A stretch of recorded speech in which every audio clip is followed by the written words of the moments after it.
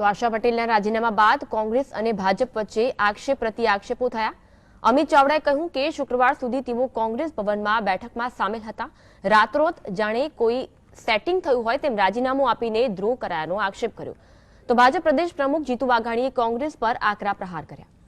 કે પરિવાર હોય કે પાર્ટી હોય, નાના મોટા પ્રશ્નો સતત ચાલવાના, પણ એને સાથે બેસીને નિરાકરણ થતું હોય છે। જે મેચ્યોર રાજકારણમાં છે, વર્ષોથી પાર્ટી સાથે જોડાયેલા છે, એવા લોકો આ વાતને સમજે છે ને એને વખતો વખત નિરાકરણ લાવતા હોય છે। પણ આ નિર્ણય જે લેવાયો છે એના માટે હું માનું છું કે સંગઠન બાબતની ફરિયાદ કરતા બીજા કોઈ કારણ કે બીજું કોઈ સેટિંગ જવાબદાર હોઈ શકે। કોંગ્રેસ પોતાના ભારે ભાંગવાની છે।